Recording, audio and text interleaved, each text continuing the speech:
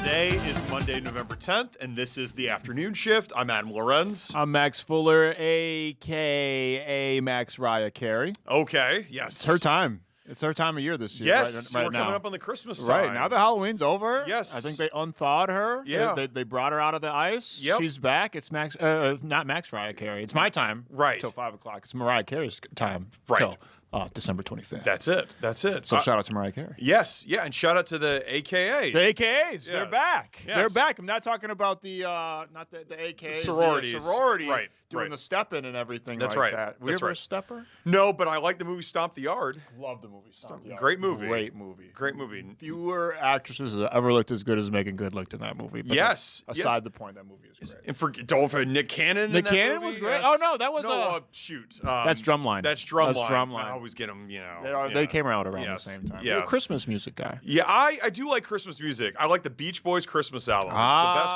Christmas album out there. That's on track. Yeah, Little Saint Nick. That's the song that everybody knows. Yeah. But Merry Christmas Baby is the best one from the album. Yeah. Really? Yes. Yeah. Okay. I'll have to check that out this year. I'm trying to get Yes. more into the Christmas spirit this Yes. year. Well, it's your birthday. Okay, it is my birthday, but I Yes. don't. For some reason, I've been kind of Grinch-like lately. Why? I don't know. I'm just all like, Christmas music. Yeah. I just don't like Christmas music Okay. and Christmas movies and. Okay. Yeah. But I want to get more into the spirit this year. I don't want to be a Grinch. I've Gotcha. seen the Grinch a million times, and I finally learned the point of it is to enjoy Christmas. That's right. I thought they were telling you to stop enjoying Christmas, but the point of it, I got the moral of the story now. It only took 30 viewings. That's right. A.K.A. Kevin O'Connell.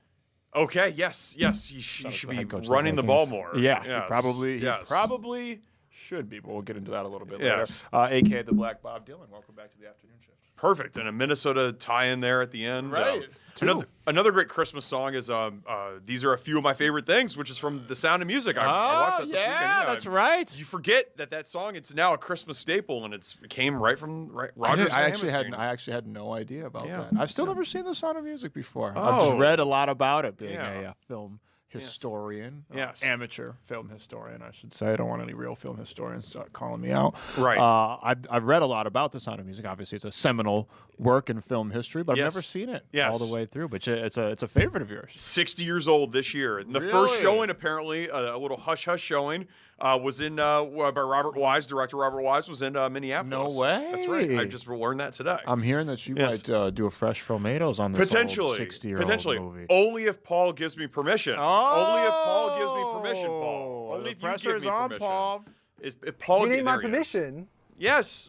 You're the executive You producer. have full permission to be a Framato. I mean, Max is the owner of the franchise of Fresh Framatos. I feel like you should be asking That's Max right. for permission. The not royalties. For me. Yeah, that's true. You know, I loaned it out to Grace for a fee. That's right. Last week, I loaned it out to Paul one time. He got also for a fee, slightly larger fee than Grace's. Oh, okay. But for you, Gratis.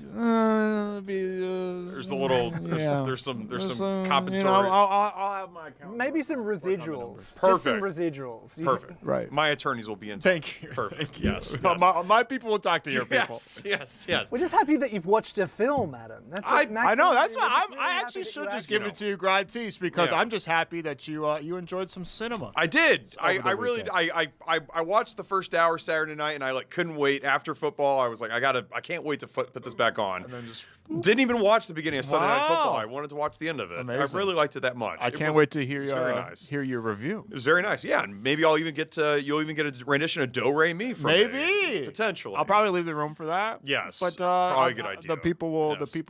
enjoy. Yes. it. Yes. Is Big. that the word? Yeah, they will enjoy it. They will enjoy it. Big Hollywood film.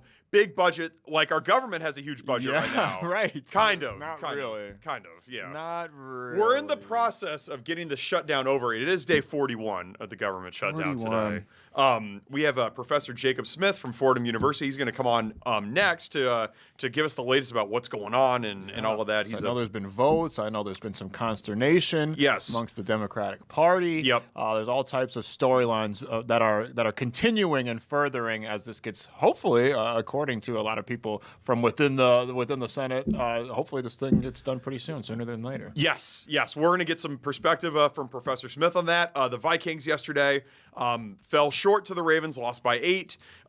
Tough game for them. You were there in person. I was. I was there for the first half. Had to dip out for my KFAN responsibilities. But, man, going to a game at US Bank Stadium, I'd never been to a regular season game. That sounds unbelievable to many out there, but because I'm working on those Sundays, I usually am like, I don't really know if it's worth it for me to go. I have to leave halfway through anyways, but I was just like, whatever. I had the chance to go with one of my dogs, and we went. And, man, it is an amazing atmosphere. It really is. It is so much fun. Obviously, the Vikings lost. That's not the ideal outcome. We want the Vikings to win. We want them to win by a lot. Right. Like when I went to go see the Timberwolves on Friday. They won by damn near 40 points. They won by 50 at one point. Yeah. But not every game can be like that, and the atmosphere is still so crazy. It felt like that's like what a World Cup, what I would imagine would feel like. People are in there and they're just, no pun intended, they're ravenous. They are ravenous for football, and it was just the atmosphere is unmatched here in Minnesota. I mean, that is the top tier sporting environment there. Unfortunately, the Vikings couldn't get the win. We'll dive into the details, the nitty gritty of that a little bit later. But man, US Bank Stadium, everybody in Minnesota should be proud of themselves because that is a hell of an atmosphere. Vikings players, coaches, and opposing fans and coaches and players are not lying when they say that is a raucous environment. I could barely, me and my dog were as close as me and you are right now, probably even closer, and I could barely understand him. I cannot imagine trying to bark plays out there on that field. So that it is seriously an unbelievable arena and environment to be in. It's awesome. It wasn't an awesome result for the Vikings, and like Max said, we'll get into that. The Macbeths, it's a new show coming to the Center for Performing Arts beginning Friday in Minneapolis. One of the artistic directors is going to come here and chat about it. Yeah, super excited. A brand new twist on a classic, Macbeth, obviously one of the most classic plays that there is, one of the most seminal works probably in English literature history. So finding a new spin on it is not an easy thing to do, but they've done that at the Center for Performing Arts and the Rough Magic Performance kind of music group or theater group. They're doing good work over there. So I'm excited to hear about their take on Macbeth. No doubt. We're excited for Catherine to come here. And then today, November 10th, this is the 50-year anniversary of the Edmund Fitzgerald sinking. Wow. There's a lot of commemorative things going on. There's a lighthouse at Split Rock Lighthouse in Two Harbors, Minnesota. They're going to be doing a naval hymn. They're going to be tolling the bell, reading the names of all 29 passengers. It just reminds us, go check out Gales of November, Diving the Edmund Fitzgerald, right now on fox9.com and the Fox local app. It was produced by our very own Joe Augustine, and potentially the narrator of that documentary, Tim Blotz, will be joining us in studio too. Yeah. Super exciting. I got to flex some of my newly learned Edmund Fitzgerald knowledge today when we had Joe in studio breaking down the documentary that he so diligently researched and directed and produced and all that stuff. So I got to flex some of that knowledge that I learned from Joe when it came up at work earlier today, and I pretended like I just knew that stuff off the top of my head, but really I learned it from Joe. So you really do learn things here on the afternoon shift. You absolutely do. That's what's coming up today. Let's get into some headlines here quickly. Earlier today, the Supreme Court decided not to revisit its landmark ruling that legalized same-sex marriage nationwide. I think this is a good thing. Yeah, I know this is a good thing. Absolutely. Yep. I mean, hopefully Kim Davis can just get out of all of our lives and all of our headlines for the rest of time. This is just ridiculous that we're still haven't even hear her name, say her name. And props to the Supreme Court. They don't always make the right decision, but I don't think I know they made the right decision. They're not even hearing it. Yes. Not even entertaining the idea. It's not something we have to cover here. It's not something that millions of people around the United States have to worry about or fret about. No anxiety, consternation there. They're not even going to hear it. And hopefully we don't ever have to hear Kim Davis's name ever again either, because I'm so sick of that woman. They did the right thing though. That's awesome, and I know a lot of people around the country, including myself, are happy and I'm relieved for all those out there. That was a huge thing, and that was a seminal moment in my lifetime in terms of like political happenings and stuff like that. I remember that day. And to reverse that would only be, to go back in time. And that's just it's moving backwards. We need to move forwards. We got a lot of important stuff to worry about, and this is not one of them. Let people marry who they want to marry. Leave that alone. That's in the past now. Kim Davis, go to hell. Everybody else opposing that, go to hell. We don't want to hear it. Yes, this is it's big news out of DC today. Not the only big news out of DC today, but definitely some big news. Big news out of Minneapolis: a potential teacher strike at Minneapolis public schools. Yeah. It's been averted with days to spare. A tentative agreement was struck. This seems hopefully a good thing for the teachers in Minneapolis For sure. Yeah. And I would assume that the teachers got their demands were met, their needs were met, and that's a win for everybody, especially the teachers in Minneapolis. And the biggest win of all is for the kids, because now nobody has to miss any school. The teachers don't have to go out there on strike. I believe they were going to start striking on Tuesday. So it's a win for everybody, especially the teachers and the kids. No doubt. And parents don't have to take days off as well. Exactly. And so it's just everybody. Exactly. This is a good thing. We interviewed an NPS teacher last week, so it's a good little follow up to that. Finally, Minneapolis-based corporation Target, they are mandating smiles from their employees. Kind of like Disneyland-esque almost. Kind of like the afternoon shift. Paul-Millgate does the same thing. Smile, smile. Yes. No, I love this rule that they've done. 10-4. At 10 feet, you have to smile at the customer, and then at 4 feet, that's when you ask them if they need help. So that's what they've implemented, and they've seen a surge in like sales from that, implementing it across a couple of stores apparently. Well, they obviously I was not one of those test subjects, because I that sounds creepy to me. That I don't like that. I think don't give me some manufactured smile, some mandated smile. I want a real smile. I don't show me no mandated molars. I don't want that. I want to see a real, genuine smile. What about veneers? What if they got veneers in there? Even worse.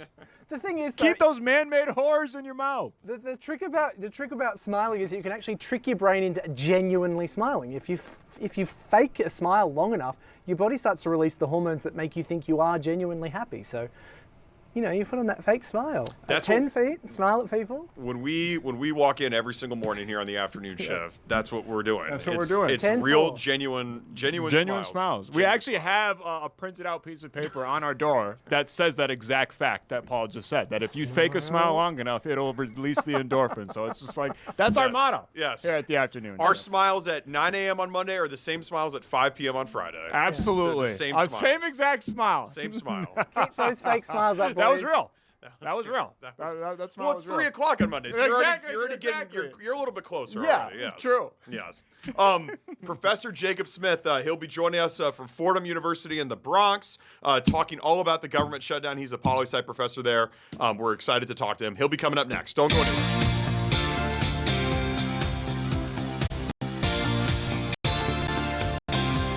Welcome back to the afternoon shift. Today is day 41 of the government shutdown, but it seems like the end may be in sight, Max. That's what they're telling us from inside. They're saying they're voting on it. We're actually seeing voting numbers. We're seeing some details come out about what are the sticking points and what aren't. So it seems like we're inching ever closer to the end of the government shutdown, but it feels like we've been saying that for 40 days now. Absolutely. Here to tell us more about what's all going on there is a political science professor from Fordham University in New York City, Jacob Smith. Jacob, welcome to the afternoon shift. How are you? Good. How are you? Great. Thank you, Professor, for joining us. Can you tell us what exactly is the latest with the government shutdown? There's this news that there may have been a vote to kind of end it. What's going on there? Yeah, so there was a vote on, moving forward with sort of voting. The Senate does that a lot, sort of voting on proceeding to a vote last night. This is a vote that's subject to a filibuster, so it needed 60 votes to move forward, and it got exactly 60 votes, the exact number. In fact, apparently Senator Cornyn from Texas had to get there from Dulles, so they left open the vote for a while for his transportation to arrive at the Capitol. Wow. And I from what I've been reading, I saw that 8 Democrats voted for this, and there's a lot of people within the Democratic Party that are pretty angry about it. So what is their reasoning for being angry at their fellow party mates? And I guess in response, what is their kind of explanation been for crossing that line? Yeah, so 8 members of the Democratic caucus, 7 Democrats, and then Senator King from Maine, who caucuses with Democrats. The exact minimum number needed to get to 60 with all the Republicans minus Rand Paul of Kentucky, the sort of sometimes more maverick Republican from Kentucky who did not vote in favor of it. So I think that the argument that though 8 who voted for it is that basically what Democrats were arguing for, the continuation of the expanded ACA subsidies, was not something that Republicans were willing to compromise on. So the best they could get, their argument was just a promise of a vote in the Senate. Now that doesn't mean the vote will pass in the Senate. That doesn't mean it'll even be brought up in the House, but that's sort of part of their argument. Other Democrats, and this is something that has been really frustrating for a lot of Democratic candidates as well. I saw Democratic candidates for the Senate, including in Minnesota, Representative Craig, for example, and Lieutenant Governor Flanagan, frustrated about this as well. And so a lot of the argument there is about the fact that, polling suggests that that the public more stands with Democrats than Republicans, most polling, and also the fact that Tuesday's elections went well for Democrats. The Democrats won the gubernatorial elections in New Jersey and Virginia by double-digit margins, and at least in New Jersey, the polling suggested that it was a pretty competitive gubernatorial election, and Mikey Sherrill, representative from New Jersey, won that by almost 14 percentage points under current returns.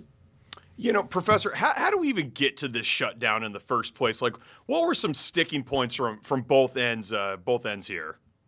Yeah, so this goes all the way back to earlier this year, and in fact, even back to when Joe Biden was president. So going back to earlier this year, there was a lot of frustration that when the continuing resolution that was passed before Trump took office was running out earlier this year, that enough Democrats in the Senate voted for the motion to proceed, that there was not a filibuster at that point, or the way it works under current Senate procedure that sort of allows for a filibuster without any sort of talking on the Senate floor based on number of votes and such. So there was a lot of frustration with the Democratic base. There was a lot of frustration with Leader Schumer. And so there was a lot of pressure to not give in to Republicans.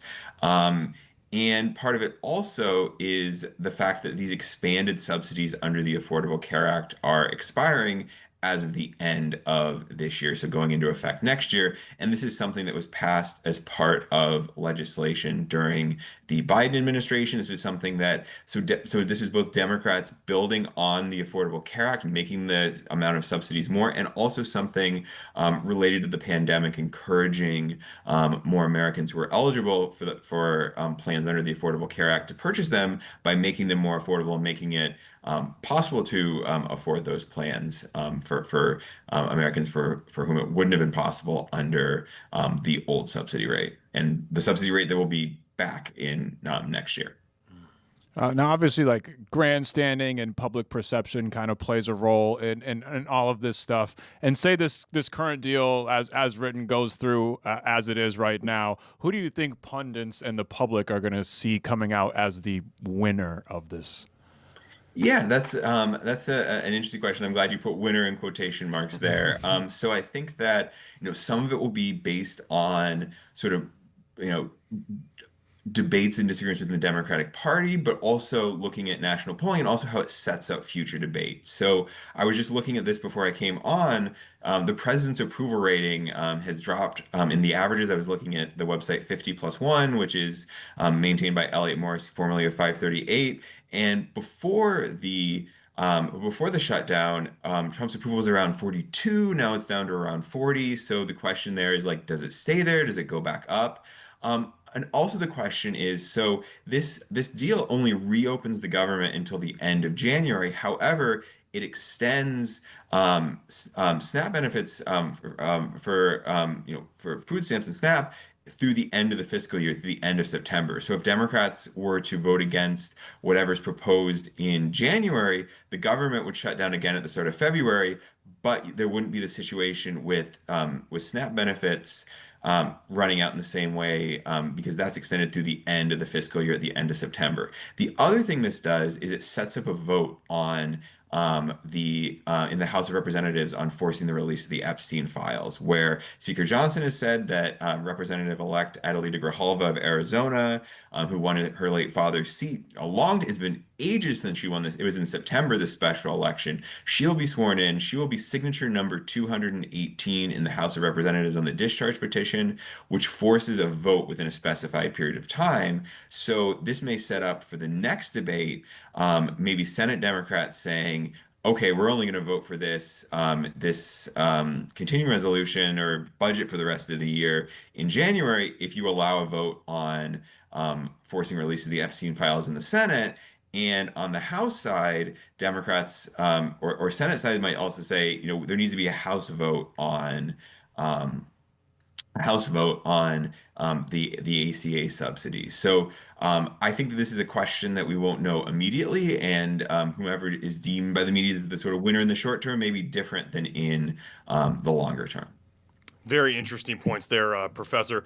Look, you're at Fordham. You're in New York. There was a big mayoral race there. Zoran winning. Democratic Socialist. We had a Democratic Socialist candidate here for mayor in Minneapolis who lost, Omar Fateh. Do you see, Professor, sort of maybe a new direction of the Democratic Party as it is now, going more towards the angle of Zoran more than maybe your traditional Democrat like a Nancy Pelosi who just announced that she's retiring last week? Yeah, so in the exit poll, and like any poll, exit poll is a poll, so there's a certain amount of margin of error there. About a quarter of New Yorkers self-identified as Democratic Socialists. So about half of Mamdani's support came from self-identified Democratic Socialists, but there were also a lot of policies that he endorsed that were pretty widely supported in New York City, but also in other localities as well, such as making childcare more affordable and the broader affordability crisis as well. Professor, it seems like we're at least slowly but surely getting towards the end of this government shutdown. Just from years past when this has happened before, what does the reopening of the government actually look like? Is it a kind of like a phased thing? Is it an all at once kind of thing? What does the reopening look like? Yeah, so it's going to take a certain amount of time for this to get through the legislative process. So on the Senate side, I saw that there were some objections from Senator Paul that are going to make it go through, the process of, even though it's moving towards a vote slower, it has to be a vote in the House. So, for example, like there's still going to be delays and cancellations of flights this week.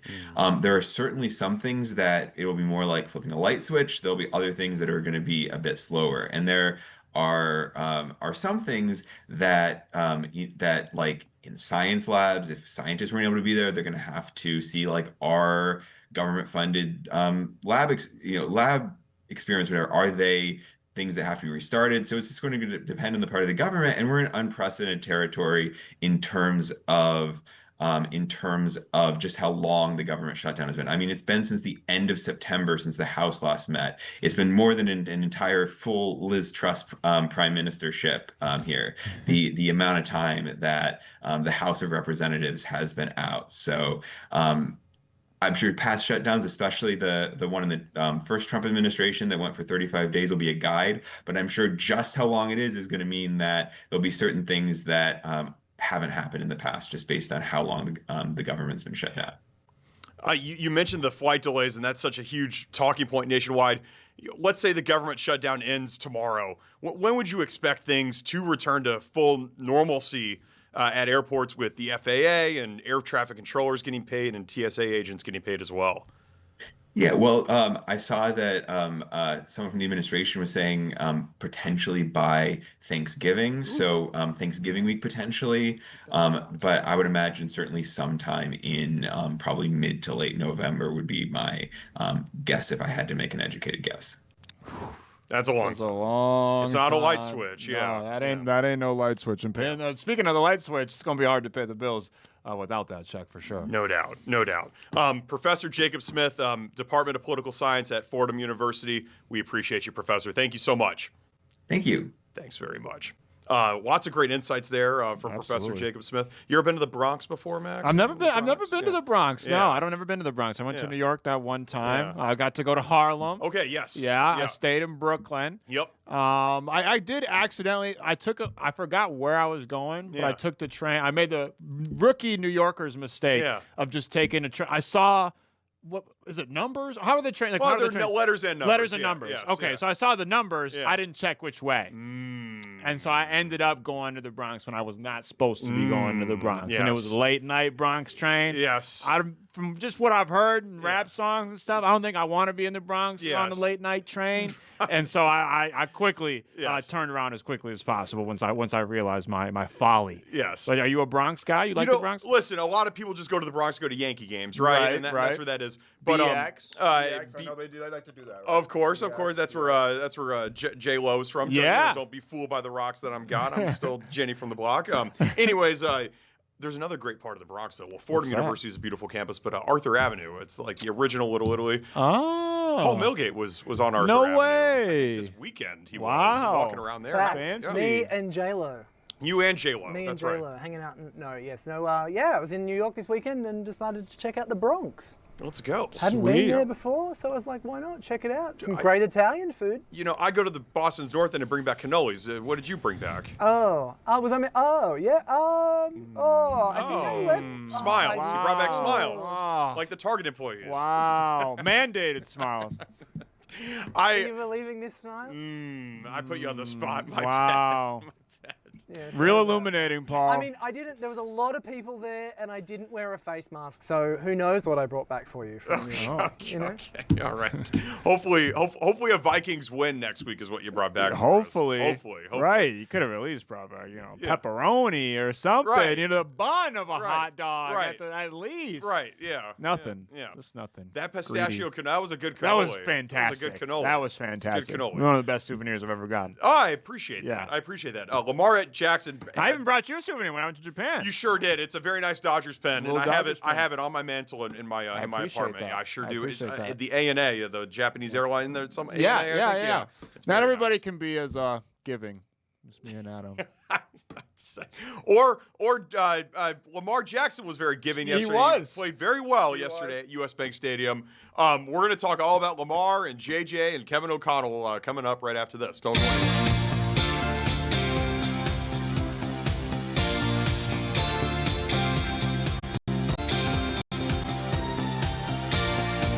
Welcome back to the afternoon shift. Tough day yesterday for the purple and gold. The purple and black were more victorious. Baltimore beat Minnesota 27-19. There's a lot to unpack here. Yeah. Let's start with, you think there was a lot of points where Kevin O'Connell, it was like third and short and kind of abandoned the run game, and then mistakes kind of happened. It's been an odd thing, and obviously the Vikings under Kevin O'Connell's leadership have been a pass-heavy team for the entirety of his tenure, right? Yeah. So you don't expect them to just completely shift paths and all of a sudden become a run-first team. Nobody's asking for that, but what I think a lot of fans are asking for and scratching our heads about is where is the balance, especially when you got a guy like Aaron Jones, who I believe in the first Aaron Jones averaged 5.2 yards a carry yesterday. But my math, that's a first down every 2 rushes. Matter of fact, Jordan Mason, 6.2. So now you have not only one good running back, but 2 good running backs. And sometimes I just think the Vikings do get a little too cute on those third and shorts. And obviously, I think at least once, if not twice, JJ ended up turning it over on those third and shorts. One of them not necessarily his fault because of jet slipping, but that's neither here nor there. I think Kevin O'Connell, it would make life easier for everybody, including JJ McCarthy, who he threw 42 times yesterday in his 4th ever start. I think it would make life a lot easier for everybody if they could rely on the run game a little bit more. Again, we're not asking them to become the Philadelphia Eagles or the Indianapolis Colts or anything like that, but a little more balance I think would do the Vikings well, especially because you do have guys in Aaron Jones and Jordan Mason that are really good, and that can open up the pass game for a young guy like JJ and takes a little bit of the load off of his shoulders, because right now, yesterday, they were kind of asking him to do it all, go out there and win the game with your arm, and that's a lot to ask. Regardless of how high your expectations are, that's a lot to ask for a guy in his fourth start against a really formidable Baltimore Ravens team. Yeah, crazy stat. This season, when the Vikings pass on 3rd or 4th down and 2 yards or less to go, they're 4 for 19, 21%. To convert that in first downs. Can someone let the coaching staff know that? When they run in the same scenario, they're 10 for 14, which is 71%. So it kind of doesn't make any sense why they're running the ball so much there. Right, So, and then at that point, we know in today's modern NFL, all you need is 1 yard on that 3rd and 1, and then you're in 4-down territory, and then all of a sudden you're extending drives. You're making the Ravens defense have to be out there more, and more importantly, in terms of yesterday's game, in the context of yesterday's game, you're keeping the ball out of Lamar Jackson's hands. Yep. This is a guy who's a 2-time MVP, probably should have been 3-time MVP. There's a case, even though he was out this year, there's a case to be made that he should be MVP this year because his absence completely cratered all of the Ravens' success and hopes and expectations for the season. And then he comes back, and then the favorites to win the division. They're probably one of the favorites to win the AFC. Yeah. So, I mean, that should just that. If that's not value, I don't know what is. You're right. I know that's not how MVP is voted on, and he's not going to win it that way. But I think that proves his case more than even his last 2 outstanding couple of seasons. But regardless, this is a super prolific offense, and the Vikings defense did their job. I think the Ravens, the first 3 or 4 times they went to the red zone, they didn't necessarily even score a touchdown. Right. They had their kicker out there. How many? I bet that whoever had their kicker in fantasy yesterday probably literally had a field day. He had 4 or 5. He had 4. He had 5. He was 4 of 5 on field goals. Yeah, 80%. 4 or 5 on field goals. So again, how often is a defense going to limit that Ravens team? A Ravens team that I read yesterday that I think almost every single time Lamar Jackson starts, they score at least 28 points. At least 28 points. That's hard. That's hard to beat. Yeah. If your team's at least, that's the floor is 4 touchdowns in this NFL, and you held them to 4 field goals. The defense did their job. They gave the Vikings chances. And what has kind of been the one knock on this Ravens team over the last couple of years? As a lot of people say, they're front runners. A lot of people say the stat, and sometimes the stats back it up as well. This team is not as good at playing catch up as it is as playing ahead. So you had a chance to put your foot on the Ravens' necks, get a little bit, and the Vikings did build a lead, not a significant lead, but you had a chance to build a lead, and you just kept letting those opportunities slip by shooting yourself in the foot so many times. I mean, they didn't even have any toes left yesterday. They shot themselves in the foot so many times.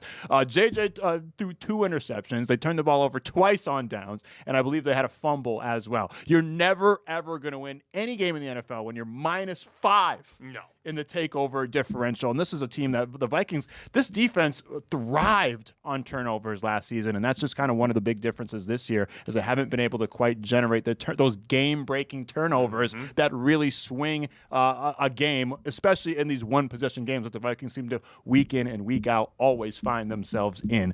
So that's on the defense, but I thought they did a good enough job to limit the Ravens' chances, but there's only so many times you're going to be able to limit Lamar Jackson and Derrick Henry led team. Rashad Bateman got a touchdown here in Minnesota, former Golden Gopher, so he's used to scoring touchdowns here in Minnesota. Good for him, but we wish it was for the Vikings. Who, speaking of guys scoring touchdowns, Jalen Nailor, silver lining in the whole game yesterday. Jalen Nailor, legacy game, 5 catches, 124 yards, and a touchdown, including an absolute dime from J.J. McCarthy. That was like an 80-yard catch early in the game, something like that, and that was absolutely. But that's just kind of that right there speaks to it. J.J. is so inconsistent, and that's kind of the true mark of a great quarterback in the NFL, right? I mean, think about Lamar Jackson early in his career. Super duper duper duper high highs, very, very low lows. What brought him to that MVP level? Consistency. Josh Allen. We all knew Josh Allen had the goods for a really long time. All the ingredients were there, but you stick your finger in the soup and it's not quite right yet. You had some more. It's not quite right yet. And then boom, consistency, and now he's one of the best quarterbacks in the NFL. Probably, I mean, maybe even on pace to win another MVP award after winning one last season. I believe he's top 5 in MVP odds, although Drake, it's going to be hard to wrangle that out of Drake May's hands. But in general, consistency is what takes a good quarterback to a great quarterback. And right now, we're not seeing linear progress from JJ. One game, you go, it's kind of the whole up and down nature of being a Vikings fan, but that's kind of how JJ's play has been as well. One game, it's like, hey, we got our guy, face of the franchise, we got our guy for a long time, and then the next game, it's like, oh my God, we're getting calls at KFAN saying put Max Brosman, and then the next game, it's back to face of the franchise, and then yesterday, again, we're getting calls to put Max Brosman. So it's just, we're not necessarily seeing linear progress from JJ, but the flashes are there. There was yesterday, there were some times he threw some nice dimes. passes, yeah.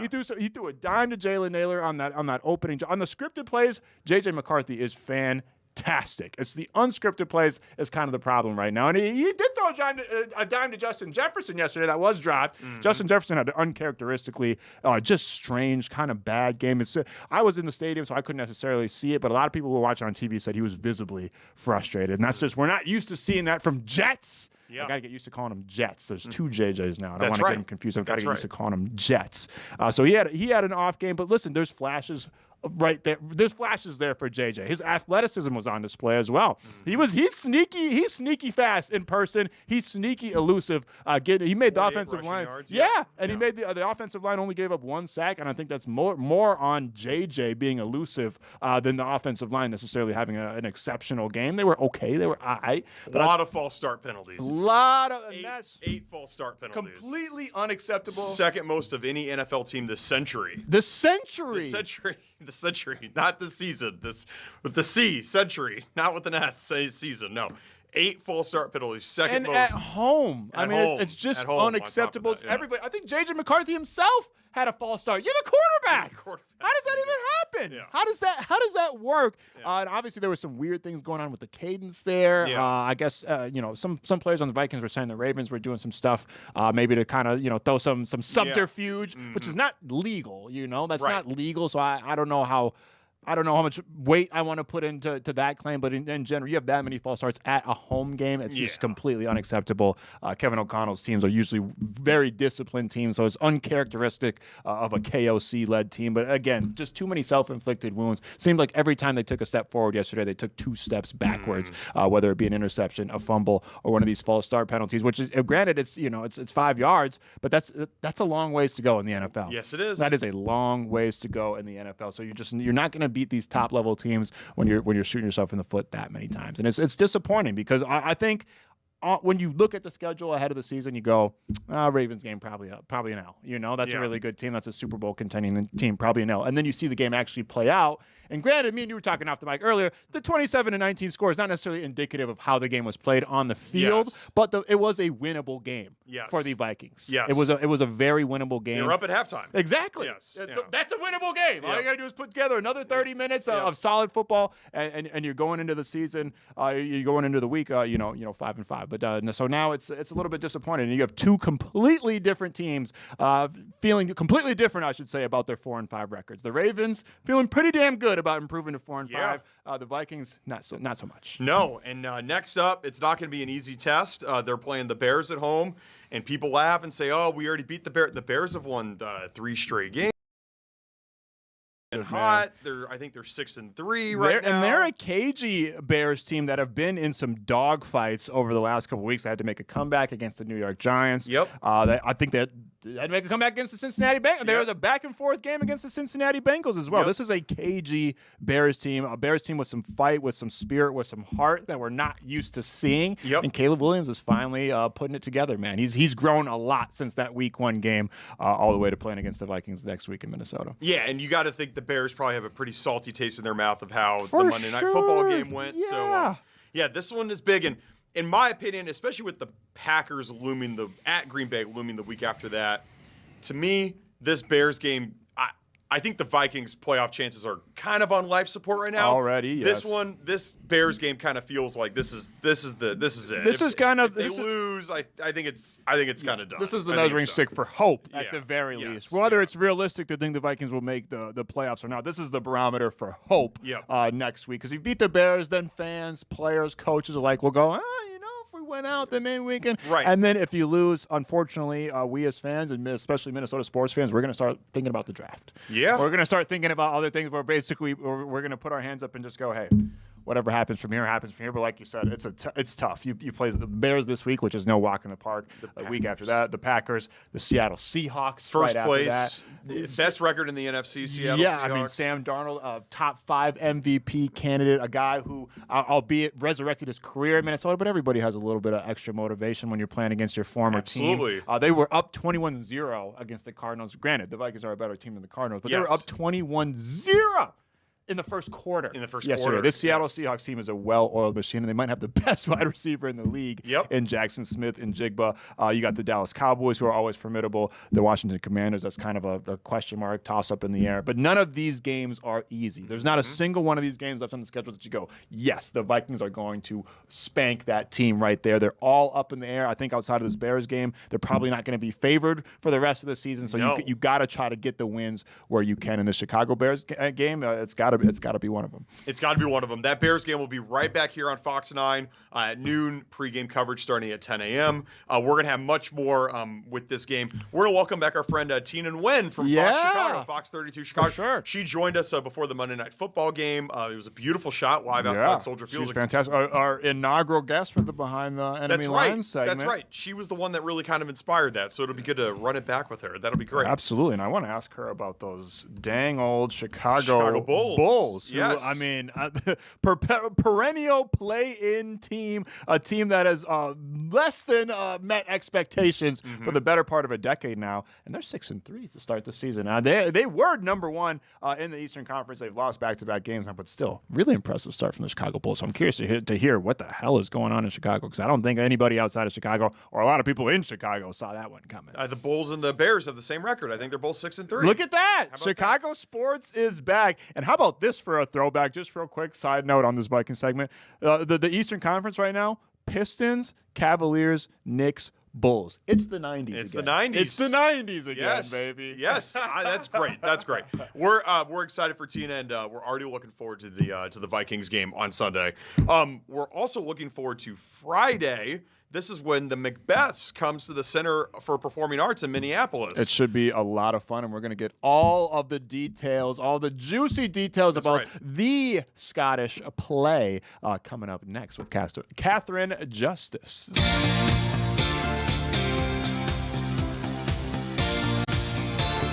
We are back here on the afternoon shift. Macbeth. It's a huge play. It's an international play. It's been around for centuries. It's one of the most historic plays in history. Yes. Is this a dagger which I see before me?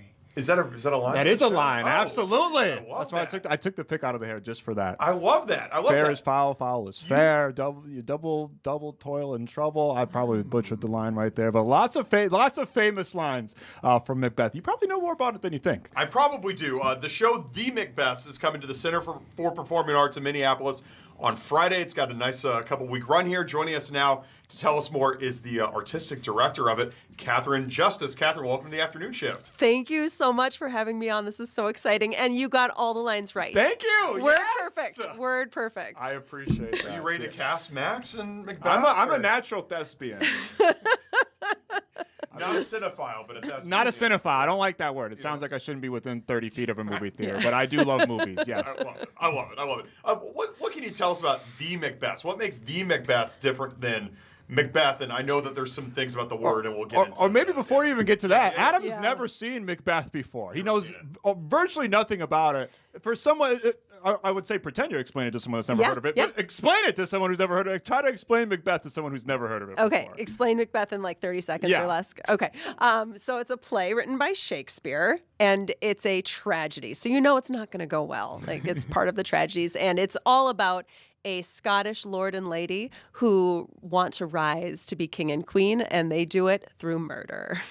So that's Scandalous. Yeah. And there's scandalous. witches and evil magic, and it doesn't go well. How has this play stood the test of time? I mean, it seems like we got Max quoting lines from it here, and it's been written centuries ago. Like, what makes it so special? Well, all of Shakespeare, I think, has an element of this, of that he really, as a playwright, tapped into our common humanity. And through his language, through his poetry, and through his stories, there's something inside all of his plays that will, I think, always be relevant. I don't think he will ever go out of fashion because he really speaks so deeply about the human condition. And the way he wrote has so much mystery around it, too, that all of his plays, you can take them and you can reform them and reshape them and make them into something very modern and contemporary and very relevant. So I would say this play about people rising to power, maybe not through the most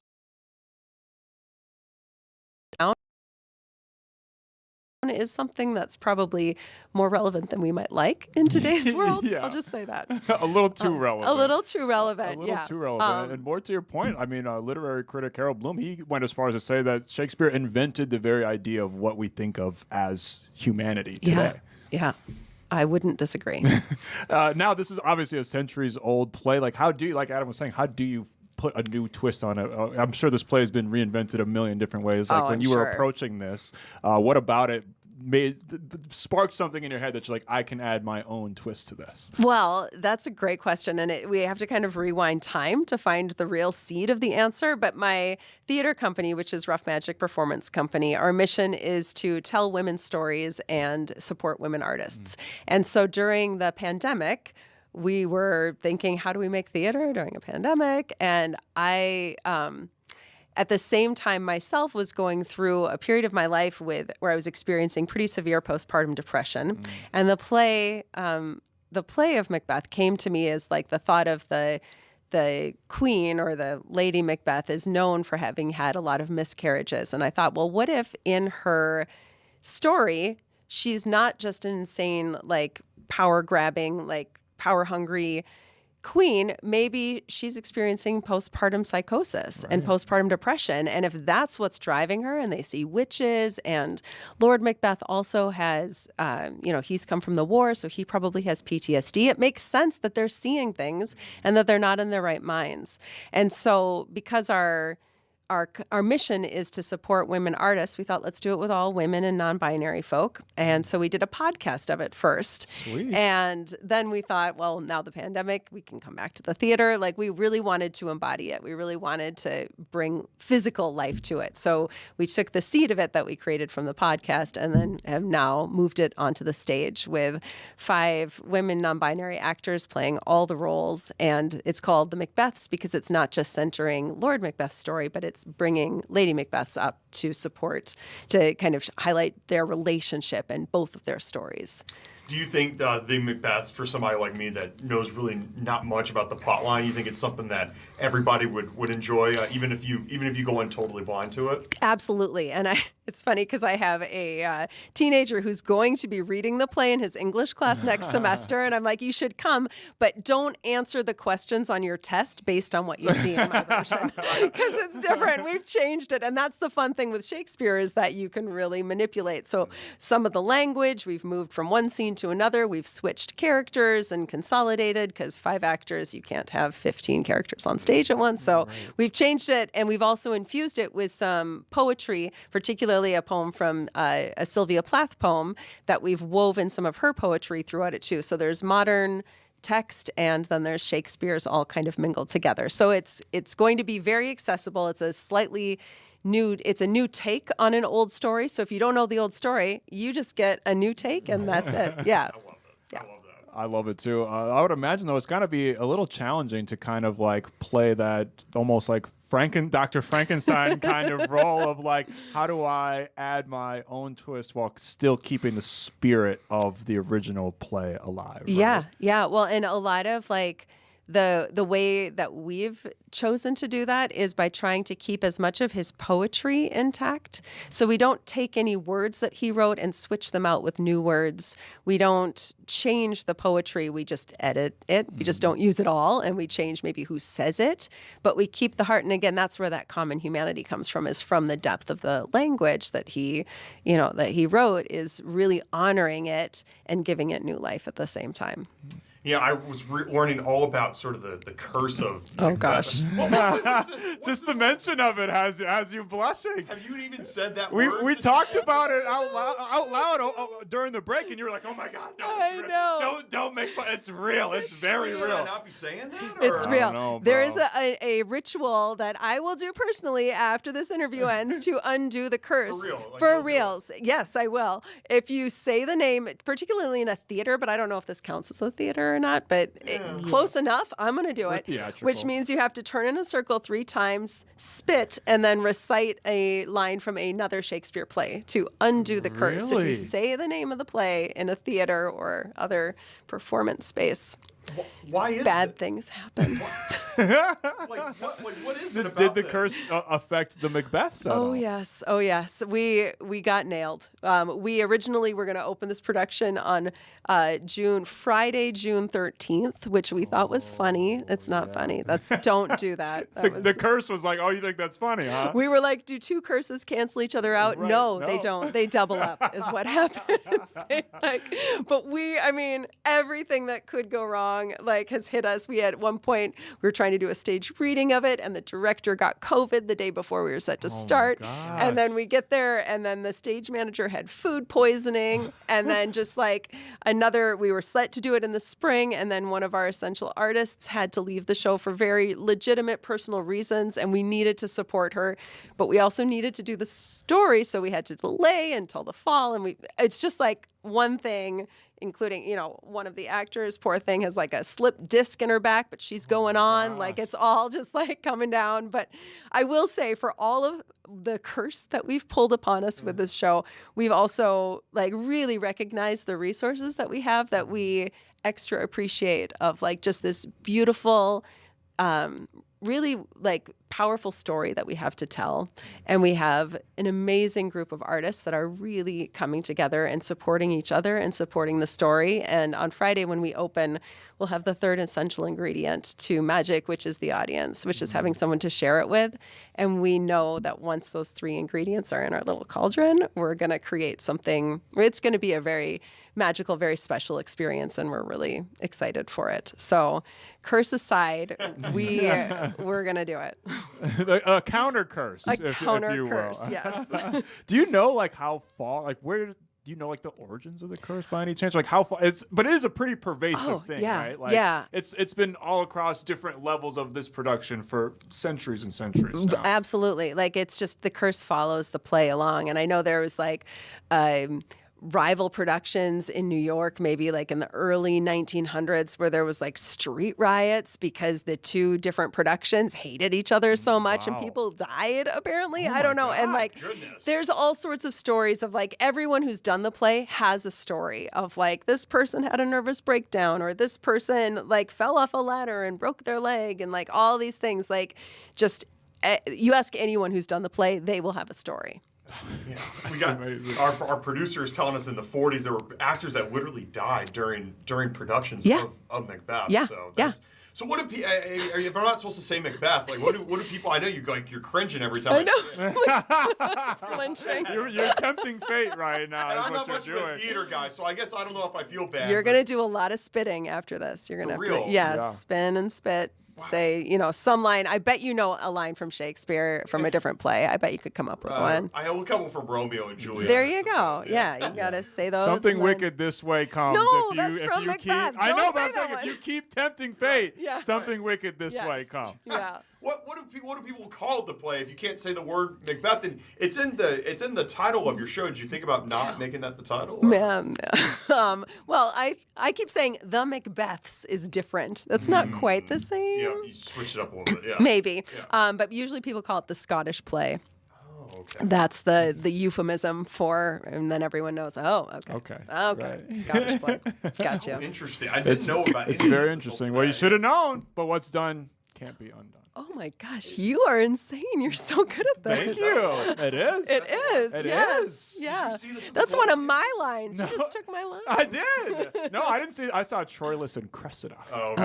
At the Globe Theater. Is that it? You like Troilus and It's a Cressida? good This is my one. first time seeing it. I like all Shakespeare. It's pretty good. but Yeah, it is a good I one. love Shakespeare as well. And speaking of that, I'm curious. Do you have a favorite iteration of Macbeth, because obviously there's been a lot. There's the Orson Welles one, the Denzel Washington one a couple years ago. I mean, even Akira Kurosawa's Thrones of Blood is basically Macbeth, except a Japanese kind of samurai version. Do you have a favorite like adaptation on the screen or on the stage?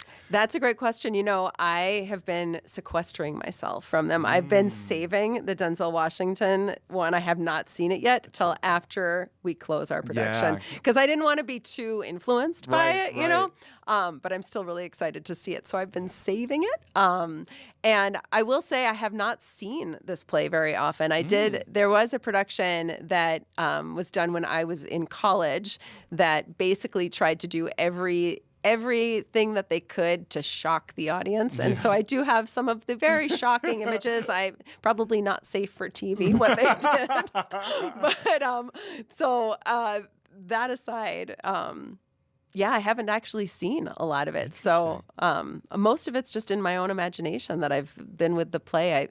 I read it when I was in early undergrad. So in my late teens, I read it. And it's just been in my mind ever since. Wow, that's awesome. That's awesome. And you're going to be able to bring this creative imagination to life here with the Macbeths. It's coming beginning Friday for a couple weeks, I think through November 29th. Yep. And it's pay what you can. I noticed that on the poster. Could you talk about that a little bit? Yeah, well, that's what we decided with the last show that we did as a company. We tried it out and said, what if we just tell people pay what you can, what you want. We call it pay what you will because it's a little bit of a Shakespeare pun with there's a play of his called 12th Night and the subtitle of it is or what you will. So we say pay what you will. And it worked out that we actually made more money on ticket sales when we asked people to say pay what feels right to you for the show. We made slightly more than we would have had we offered just a standard ticket price. And we feel really good about it. Some people literally paid $1 and came to the show. Some people decided to pay $100 to come to the show. And so we really put a lot of faith and trust in our audience that they know what they can bring.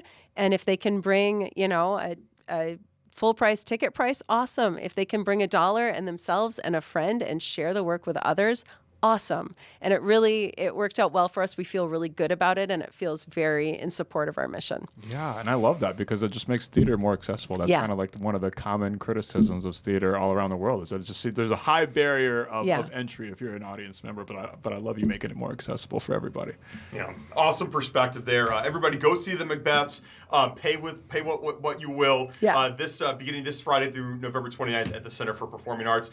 Catherine Justice, we really appreciate your time. Thank you so much. Thank you. It was so fun to be here. It was great Thanks, to have Catherine. you. Yes. I don't know if we are going to take a commercial break. We're not going to take a commercial break. We're going to send you out right now to Split Rock Lighthouse in Two Harbors, Minnesota. They are ringing in the 50th anniversary of the Edmund Fitzgerald sinking. Let's look at those live pictures coming in right now. Guide the United States of America. The Great Lakes are a big part of our economy. The maritime industry is also a big part of our economy. As we remember the men who went down, let's also remember that industry is still thriving, will continue to thrive as long as we mine the taconite pellets that won us World War I and World War II. As we say, it's our way of life in northern Minnesota. I want to thank, again, you all for coming and honoring this somber moment, this somber day 50 years ago. We will never forget. I want to again thank the Historical Society for giving me this privilege to speak on the 50th anniversary of remembering the sinking of the Edmund Fitzgerald, those 29 men and their family. Thank you.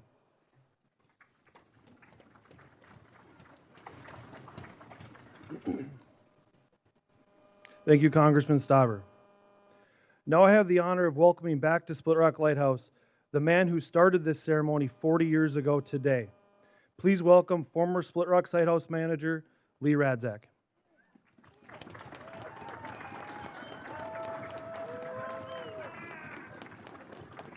Oh, thank you, Hayes. It's good to be back. I'm honored to be back at Split Rock Lighthouse and to be a part of this beacon lighting ceremony to commemorate the 50th anniversary of the loss of the Edmund Fitzgerald and her crew.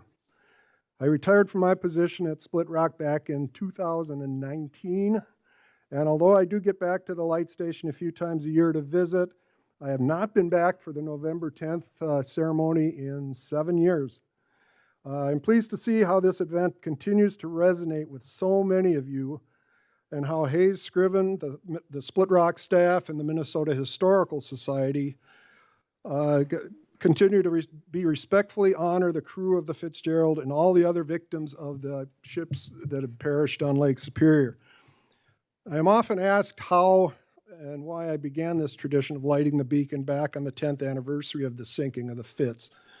It began simply as my personal tribute to the lost mariners of Lake Superior and the Fitzgerald. In 1985, the historic site and the surrounding state park were much different than today. While all the historic light station buildings were the same, it was a very quiet place in November and during the winter. There was not yet any development in the state park. There were no roads, no campgrounds, no trails anywhere between here and the Split Rock River. The summer tour guides had left for the winter in mid-October, and the visitor center had not yet been built yet. After the fall color crowds left, it was mainly just the parking lot, the historic light station, and my family living here mostly alone until May. November 10th, 1985 was a cold, misty Sunday. That afternoon, I was driving home from a grocery run to Silver Bay when I heard Gordon Lightfoot's tribute song to the Edmund Fitzgerald on the car radio. As I reflected on the fact that it was the anniversary of the loss of the Fitz and that 10 years earlier, she had sailed right past Split Rock the night before on November 9th, heading out into that growing storm. I thought, I have the keys to a working lighthouse that is so closely tied to the Fitz's history, and that lighting the beacon would be a fitting tribute to not just the crew of the Fitzgerald and to all the other sailors lost on the lake, but also to the dozens of lighthouse keepers who had kept Split Rock's beacon lit during stormy weather for 59 years. Lighting the beacon in 1985 felt so fitting that I did it again the following year, and some of our local neighbors took notice and stopped by. By the late 80s, it had already become sort of a small tradition, and more people began showing up. By then, the visitor center had been built, and the event continued to grow in popularity. By 1990, we added the bell ringing ceremony, known as the Muster of the Last Watch, which was also being done at the Mariners Church in Detroit and at the Great Lakes Shipwreck Museum on the east end of the Lake Superior at Whitefish Point. For the next 33 years, I had the honor and the privilege to continue this tradition each November. Again, thank you for the opportunity to participate in this event. Thank you.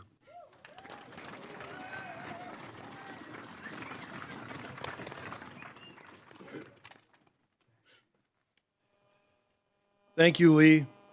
It is because of your simple gesture 40 years ago that we continue to gather here today, honoring the crew of the Fitzgerald and all who have perished on the Great Lakes.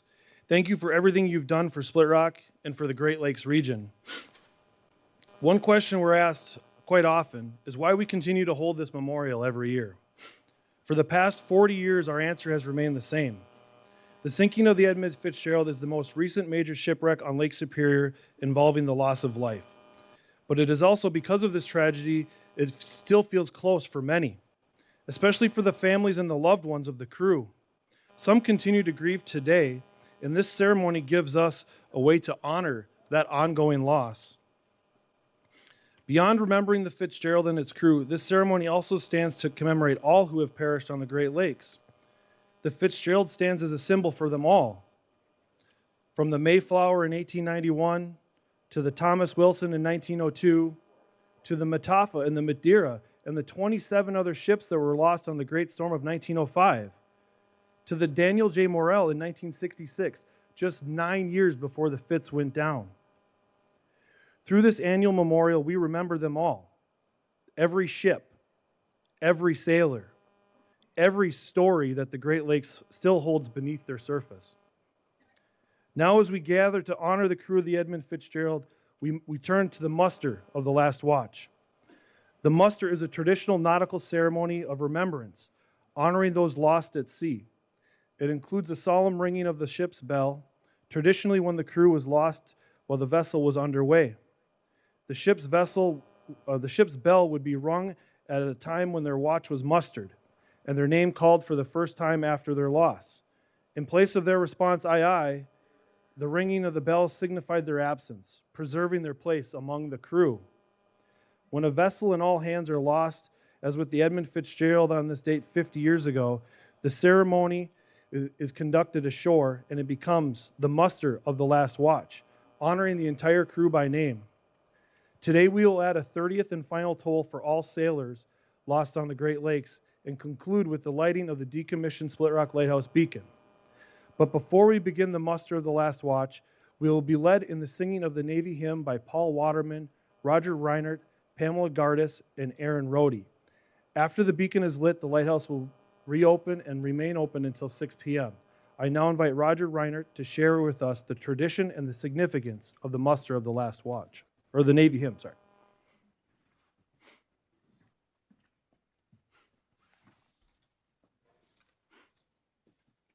Hello. As Hayes mentioned, my name is Roger. I am joined by Paul, Aaron, and Pam. We come together once a year to form the Lighthouse Quartet and participate in this solemn memorial. Inscribed on a small plaque given to President John F. Kennedy and kept in the Oval Office is an opening to an old Brayton fisherman's prayer. "O God, thy sea is so great and my boat is so small." Seems so appropriate for today. The hymn we are about to sing is also appropriate for today. Eternal Father, strong to save. It was written in 1860 by William Whiting. Whiting grew up near the ocean on the coast of England, and at the age of 35 felt his life had been spared from a violent storm that nearly claimed the ship he was traveling on. This instilled for him a belief in God's command over the rage and calm of the sea. Years later, he was approached by a student about to travel to the United States who confided in him an overwhelming fear of the ocean voyage. Whiting shared his experiences of the ocean and subsequently wrote this hymn to anchor the student's faith. The hymn is traditionally associated with seafarers in the maritime services. Multiple armed services have also adopted the hymn to include the United States Navy. Accordingly, it is often referred to as the Navy hymn and is sung at the end of every service at the Naval Academy Chapel. The hymn also has a long tradition in the civilian maritime context and is regularly invoked by ship's chaplains and sung during services on ocean crossings.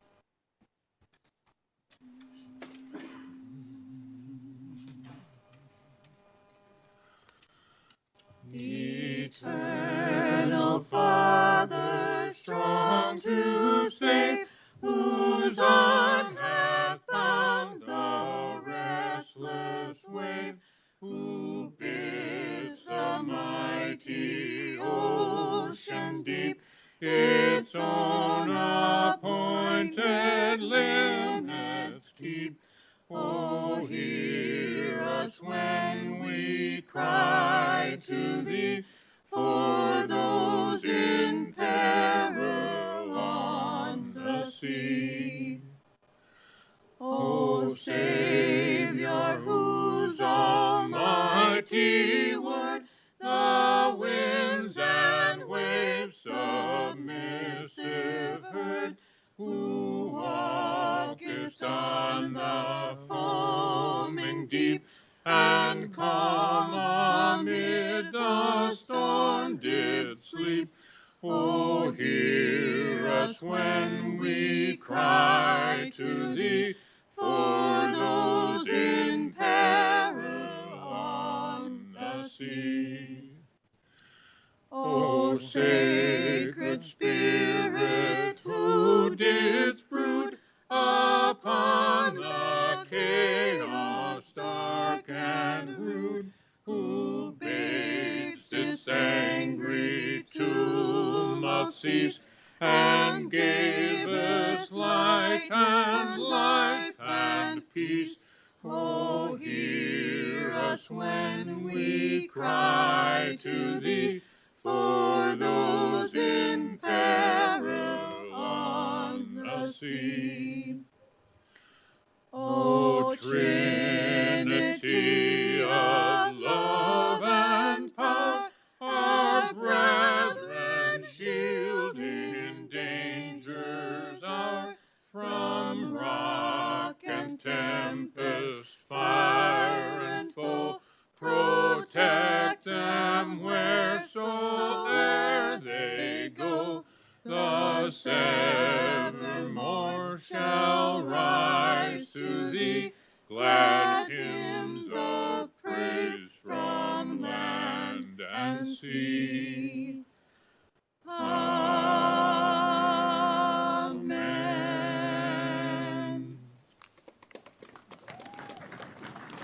Stuck on my folder.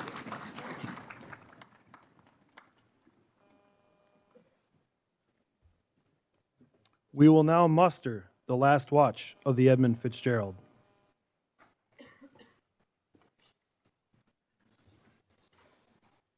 Michael E. Armagost, 3rd mate. Frederick J. Beecher, porter. Thomas Benson, oiler. Edward E. Binden, first assistant engineer. Thomas D. Borgeson, AB maintenance man. Oliver J. Champeau, 3rd assistant engineer. Nolan F. Church, porter. Ransom E. Cundy, watchman. Thomas E. Edwards, 2nd assistant engineer. Russell G. Haskell, 2nd assistant engineer. George J. Hall, chief engineer. Bruce L. Hudson, deckhand.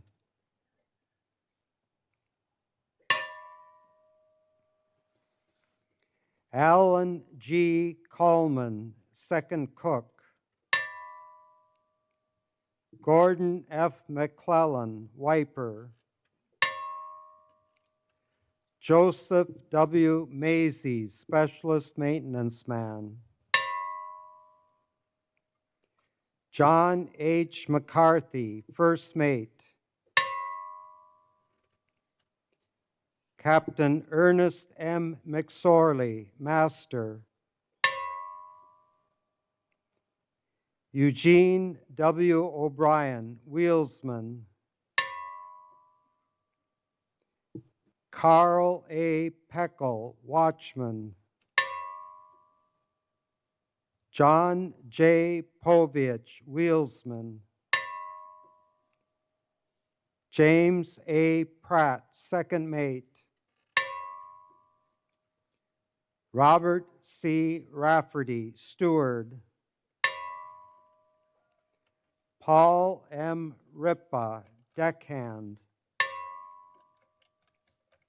John D. Simmons, wheelsman. William J. Spengler, watchman. Mark A. Thomas, deckhand. Ralph G. Walton, oiler. David E. Weiss, cadet. Blaine H. Wilhelm, oiler.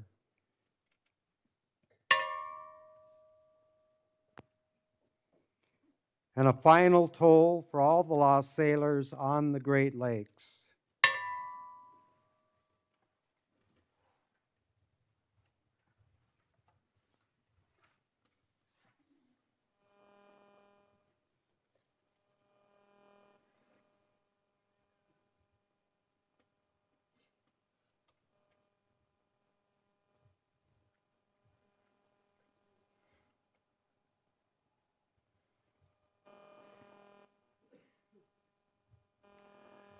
Guests will now be allowed to enter the lighthouse by forming a line, and staff will help you in creating an orderly and safe fashion to get up there.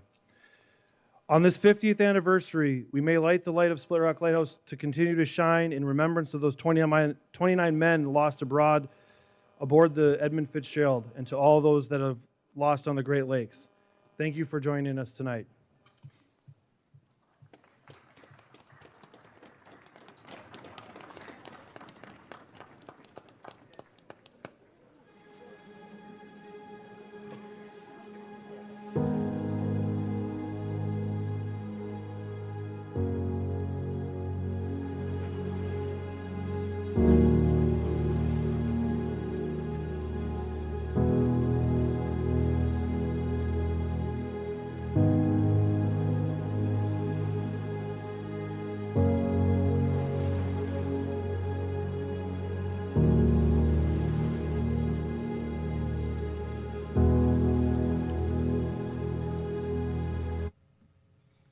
What you just saw were live pictures from Split Rock Lighthouse in Two Harbors, Minnesota, commemorating the 50th anniversary of the Edmund Fitzgerald sinking. That was very eerie, I would say, watching that. Yeah, for sure. Yeah. It was very eerie, but powerful nonetheless. Naming out all the 29 names that were lost 50 years ago. That obviously some people might think, oh, it's a long time ago. Who cares? But it still obviously is affecting their families to this day. So yeah, it was very eerie. No doubt. Beautiful area though. I mean, just like the shots that we were carrying on the live cam out there. It's just an absolutely beautiful area. But yeah, look at that. I mean, that's fantastic. That's gorgeous, picturesque right there. But yeah, a little spooky nonetheless. That and the singing of the naval hymn, the Navy hymn was very eerie, and just the whole thing. If you don't know much about the Edmund Fitzgerald, and I didn't know much about it. There's the very famous song by Gordon Lightfoot. Yeah. But I didn't know much about it. I would highly encourage everybody at home, go check out Gales of November, Diving the Edmund Fitzgerald. It was produced right here by our Fox 9 colleagues. Tim Blotz narrates it. Joe Augustine was the executive producer of it. It's on our YouTube page. It's on fox9.com. Yeah. Go check it out. It's 30 minutes long. It's not a huge commitment, and it's a great history lesson into all of this. For sure. Like I said, I didn't know very much about it either, and I was flexing my knowledge like I was an expert today just after one conversation with Joe Augustine. Which, speaking of that conversation, I think we're going to listen back to it. Yes, we are. We chatted with Joe. Was that Thursday of last week? Thursday. It was Thursday of last week. Like I said, he is the executive producer of investigations and documentaries here at Fox 9. And among the documentaries that he's just cranking out right now, all of them are exceptional. This one is his latest masterpiece, The Gales of November, Diving the Edmund Fitzgerald. We're going to run back that conversation right after this commercial break. So don't go anywhere. 50 years since the sinking of the Edmund Fitzgerald.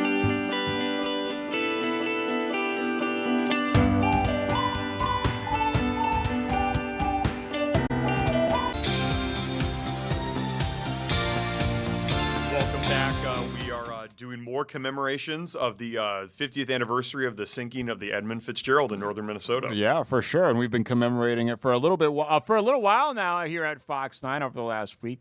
The Gales of November, the latest Fox 9 documentary from the genius brain of Joe Augustine and many others here in-house, diving deep, no pun intended, into all things Edmund Fitzgerald.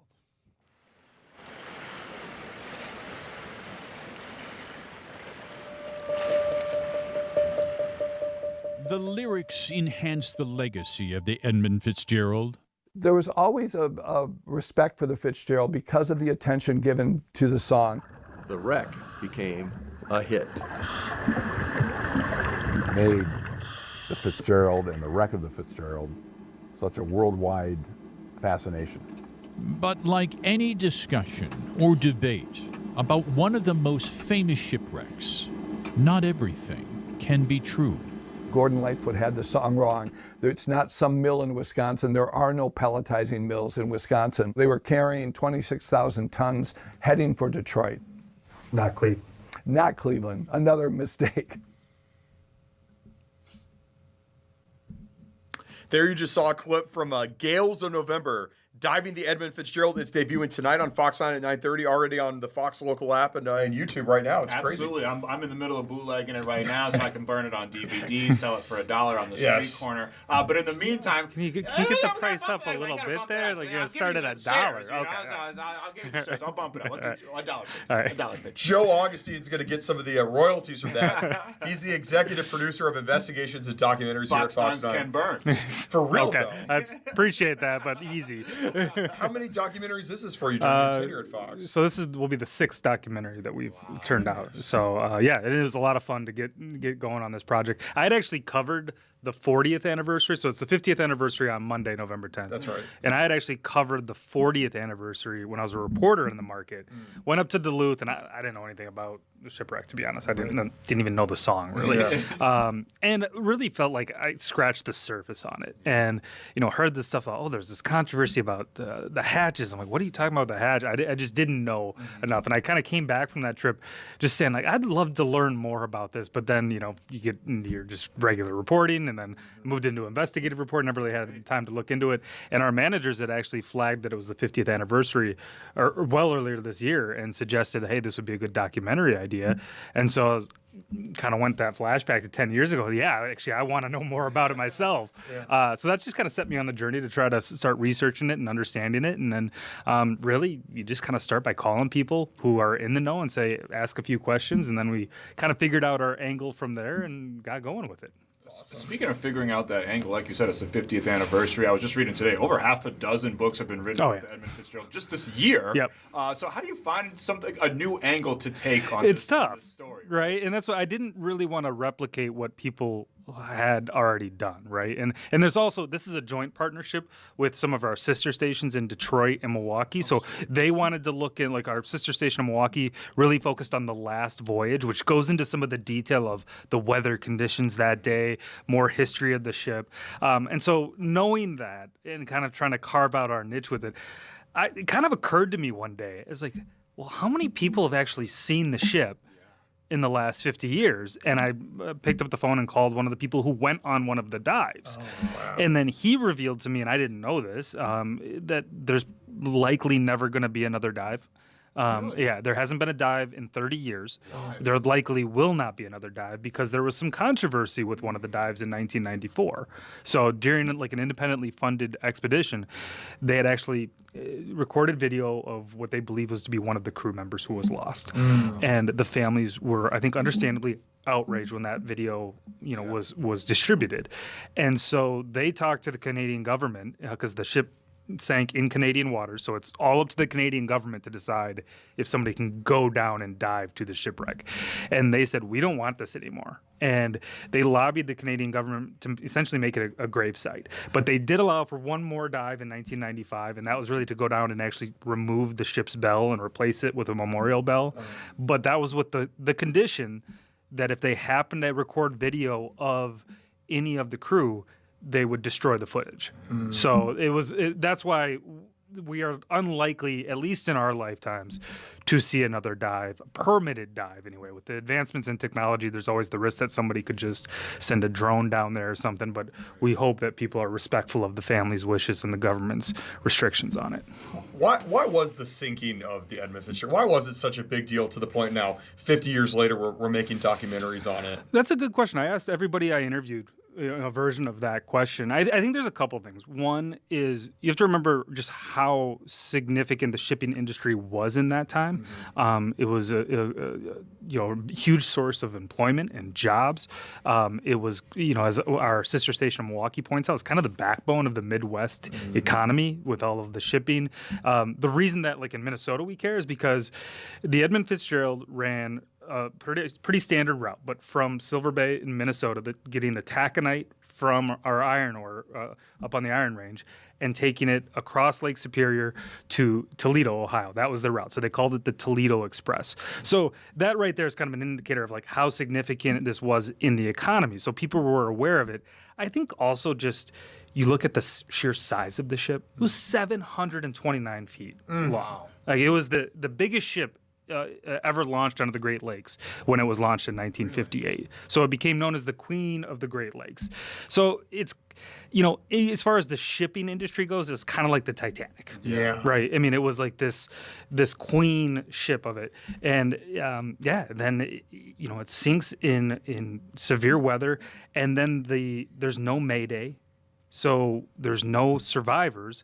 So there's a lot of mystery around it. So when you ask, why does it, endure 50 years later? I think it's the mystery of we don't really know what caused it to sink, what caused it to go to the bottom. And there's a lot of competing and conflicting theories on this. And for me, storytelling-wise, I think what makes a good story is conflict, right? And there's a lot of conflict here. There's conflicting theories on how the ship went down. There's conflicting thoughts on whether we should go back down to try to study this. So there's just a lot of inherent conflict over trying to understand this. And I think that's why it's endorsed. And then you can't minimize the role of Gordon Lightfoot's song. I mean, it's... Right. That led me perfectly into my next question. I was going to ask, obviously, I'm assuming you guys covered the song at some point. And what is kind of most people's point of reference for the Edmund Fitzgerald is Gordon Lightfoot's song.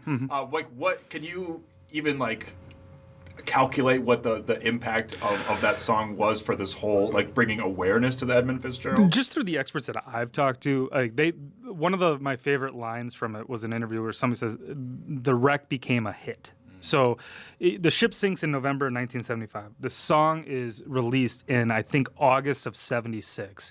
And as it approached the year anniversary, it just skyrockets to number 2 on the Billboard charts. Really? So it became an instant. And then you think about, okay, why do we watch movies every year, right? Why do you just coming off Halloween, right? And you're going to watch your same old movies every year, even though they're 50 years old. Same thing here. Every November, that song's going to get played on repeat, right? So I think that absolutely plays a role. What I did find interesting, though, is, some of the creative license with maybe some of the facts, some of the things that Gordon Lightfoot got wrong, that it wasn't, the taconite mill wasn't in Wisconsin. It was in Minnesota. The ship wasn't heading towards Cleveland. It was headed for Detroit on that route. So just some of those things I found kind of interesting as well. Do we know why Gordon Lightfoot chose to? Why was he so fascinated by it, or just kind of the general fascination that the rest of the public had? I think there's general, but he was a Canadian songwriter, and so I think there is part of that too. I haven't researched enough into some of his previous interviews to see kind of why he invested in it. I just kind of talked to people about how big of a hit it became, and absolutely how much of a role it plays in kind of keeping the legacy of the Edmund Fitzgerald alive today.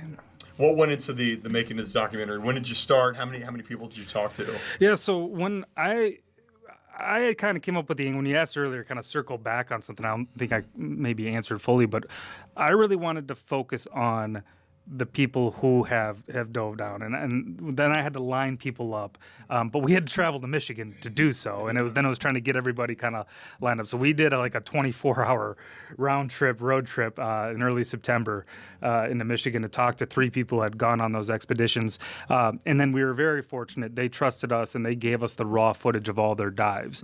So you see some really rare footage from inside the submarines as they kind of detail the difficulty of diving to the shipwreck, because that's something that is really, truly fascinating, is that the Edmund Fitzgerald is 535 feet below the surface of Lake Superior. So as one historian said, his camera would have imploded at 300 feet, right? Yeah. But it's also because it's so deep, it's why they believe the Edmund Fitzgerald is likely very well preserved even today. So we mentioned the Titanic earlier. The Titanic in 100 years is probably going to be dust, right, because of the constant corrosion of the salt water. But not the Edmund Fitzgerald. It's fresh water. It's deep enough not to be impacted by ice. It's deep enough not to be impacted by sea life. So it is largely intact and very well preserved by the very water, cold, fresh water that took it down. The irony behind that is crazy. That's incredibly fascinating. And then you just talking to all the different people that you talked to, you mentioned that there's competing theories. I guess kind of what was was there a prevailing theory from that just kind of started to come up again and again out of the people that you talked to of why it crashed? Yeah, I think everybody agrees that at least one large wave took the Fitzgerald down. Likely 2 or 3. because they talk about how there's rogue waves on the Great Lakes. So in the oceans, you get kind of steady drumbeat of waves where you get gaps in between. But in the Great Lakes, you can get hit one after another. So there's a theory that there was what they call sister waves that may have taken it down. So everybody's in agreement on that part. The interesting thing that I found, though, is that there's this competing theory on when the ship broke apart, because it's actually in pieces on the floor of Lake Superior. And so there's many people who believe that it essentially, once that wave took it over, it nosedived into the bottom of Lake Superior. And you got to remember, 729-foot ship, 535 feet deep, there's a chance the propeller would have been sticking up in the air if that happened, if it had gone down that fast.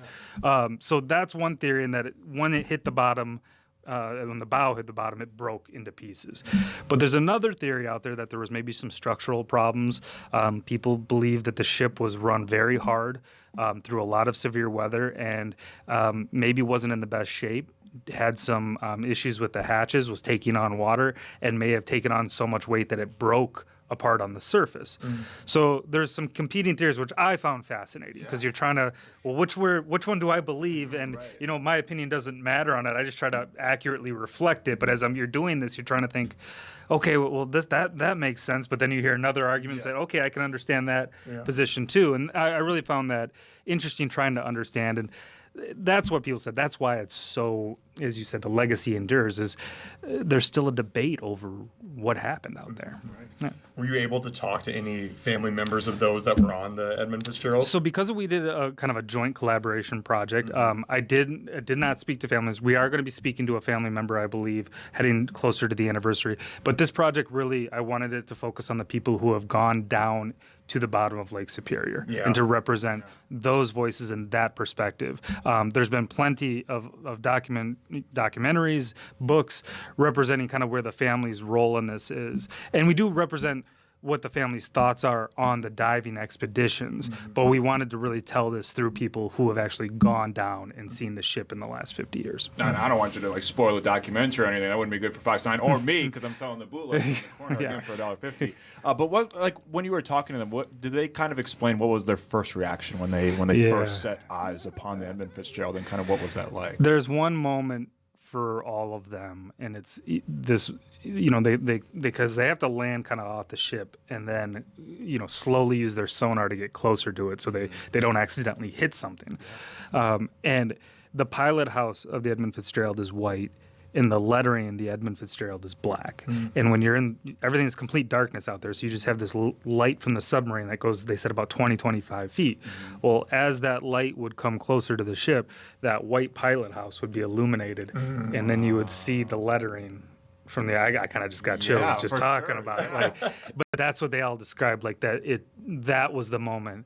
Everybody did 3 separate interviews, it was completely independent of each other, and they all brought up that moment as like the moment that takes your breath away. So you just imagine being 530 feet below the surface. And then they also talked about not only that, but we can't forget that this is a gravesite, that 29 men lost their lives that day, and the power of that, recognizing that like they're still there. And that's why being respectful of this shipwreck and the gravesite that it is. Oh, man. That's if you got goosebumps just hearing Joe, you got to watch the documentary tonight. Absolutely. The Gales of November, Diving the Edmund Fitzgerald, debuting at 9:30 tonight on Fox 9. It's already out on Fox Local and YouTube. And if you go just see Max, you can get a copy for yourself. I'll bootleg it. But Hennepin Avenue, just out there. Yeah, for sure. Hennepin Avenue. You know, I'll be making the rounds. Do you wear the trench coat? That's what I want to know. I got the kimono. Oh, I okay. got the kimono, so I just flip open the flaps and just tape it right there. Just flap it down 50. We're going to play another clip from the documentary. Going to break here. Joe, thank you so much. We really appreciate your time. Thanks for having me, guys. Appreciate it. Thanks. More to come from the afternoon shift after this. That big wave could have lifted the stern of the Fitzgerald and pushed the bow underwater. And they think it's going to be like every other time they've been pushed in the water when the waves come over the deck. But this time, they didn't come back up. It did not have the reserve buoyancy and the strength to handle the sea conditions out there. The U.S. Coast Guard's final report in 1977 determined the Fitzgerald sank because of massive flooding due to ineffective hatch closures. But the report did not conclude how or when the ship broke apart, saying only the vessel dove into a wall of water and never recovered. The Fitzgerald was basically sailing toward the bottom. Did it go down nosedive as we've seen in so many paintings? Absolutely not. My opinion, there's no question that it broke into when it hit the bottom. I think that's what happened. The ship did not nosedive. It broke on the surface, and all that cargo came out. The Fitzgerald broke in two, and it broke in two because of structural failure. Well, that's wrong because it doesn't add up to the full length of the ship. The ship did not go down in one piece. My feeling is that that ship just kept going right to the bottom, that it was sudden and catastrophic. The problem was the structural problems with the Fitzgerald, the leaking hatches, and the leaking vents that caused all this extra weight. I think that's a part of the fascination, that the fact that we've never really had a clear answer on why the Fitzgerald went down. The clues are all still down there, undisturbed.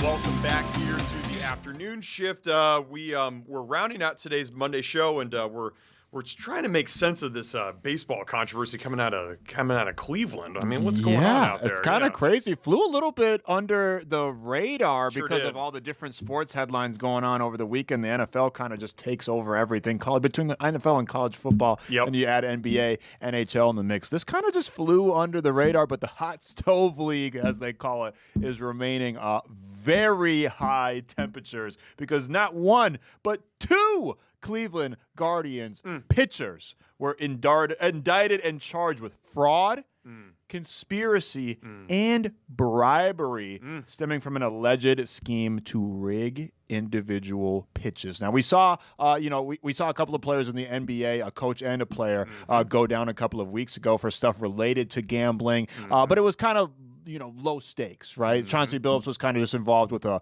poker game that didn't really have anything to do with it, and then Scary Terry, he's kind of just like, I think he rigged one game, right? That was kind of the whole bit. This is multiple pitches from multiple guys in an MLB game. This is maybe one. I mean, it's since all of the core four major American team sports leagues kind of have gotten into bed with the sports books, right? So for a long time, no team was in Las Vegas. No sports league wanted anything to do with them, but that's just too big of money these days for them to be missing out on. So they're all kind of buddy-buddy with the sports books now. But this is probably the biggest scandal that we've seen since the American team sports have been more accepting of gambling, because now you got guys, not just one guy on the team, two different pitchers that were alleged to have rigged pitches during Major League Baseball games, and they won gamblers at least $450,000. $450,000. This has been going on since as early as May 2023. It's unbelievable stuff. And if you're at home wondering, like, how can you rig a pitch, whatever, I'm gonna just tell you from experience here. Now I've never done this, but my friend adam-llorens, he maybe has done this. You can bet on individual pitches, ladies and gentlemen, these days. You can bet on if a ball is going to be a strike or a ball. You can bet on if it's going to be foul, if it's going to be a hit, if it's going to be a home run. You can do everything down to an intricate pitch. Now, listen, as a fan, this is not something to be putting down huge units on. This is fun. You're at a game. I think the next pitch is going to be a ball, $5 here and there, whatever. These guys had hundreds of thousands of dollars on pitches. Forget about a game. Individual pitches. A pitch, which as a pitcher, if you have complete control over, certainly over whether that ball is going to be a ball or a strike. Absolutely. And so the real kind of irony and the kind of the wrinkle in the story is, I think Clase was throwing a pitch intentionally as a ball in a game against the Dodgers, and Dodgers center fielder Andy Paez swung at it. It was a bad pitch, and Clase lost his guys, presumably, some money on that pitch. And that was mentioned in these documents that show the alleged guilt of these two pitchers. It says that Clase sent gifts, sad gifts. One gift kind of intimating self-harm in a game that the Guardians won. Yes, because he had messed up that bet. Because Andy Paez swung at a pitch that he had no business swinging at, which is exactly for most Dodgers fans, they're kind of laughing bananas. Like, this guy made the World Series saving catch, and also maybe just by a bad swing, maybe brought down this whole kind of gambling to would-be empire with Emmanuel Clase and Luis Ortiz. They said Ortiz was allegedly paid $5,000 for throwing an intentional ball on June 15th, and Clase was paid $5,000 for facilitating it. Then again, 2 weeks later, $7,000 apiece. And again, they've made bettors over $450,000, and now both of them, I believe, are facing up to 20 years in prison. That's why I just don't understand. Like, if you're in the major leagues, I mean, you're getting paid handsomely. Like, at what, like the $5K? That's like, come on, man. Like $5K. And if you're Clase A, you're not a bum. Right. You're a 3-time All-Star, 2-time reliever of the year. Tens of millions of dollars. Same thing. It's just as baffling as when we saw it happen to former Trailblazers head coach Chauncey Billups. You're a Hall of Famer. You're an NBA coach. You're a Hall of Famer.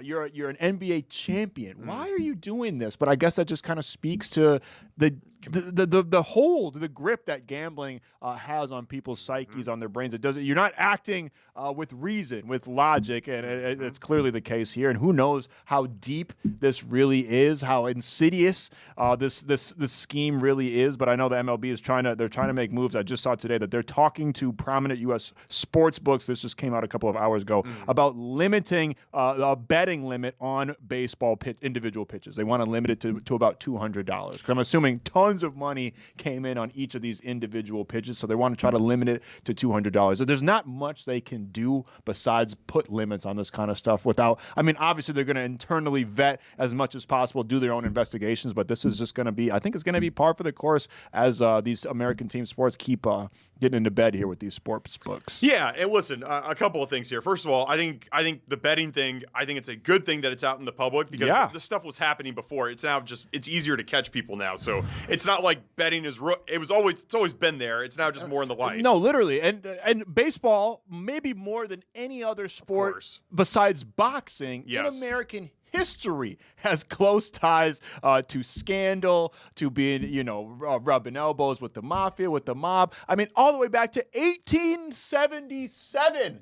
There was a scandal that the Louisville Grays, who lost the pennant, it ended up coming out that they threw the game for money. 4 players, including their star pitcher, were banned for professional baseball for life. 1919, the Black Sox scandal. Found out that, how many different, almost half the damn team was accused of throwing the series against the Cincinnati Reds. Of course, nobody needs me to expound upon the Pete Rose scandal that went on for decades and decades, and we still are debating it to this day. Not to mention when you get into substance abuse and drugs and all that stuff. But gambling has been a part of baseball. Baseball has a long and sordid history of tomfoolery, skullduggery, bribery, bets, and all of the like.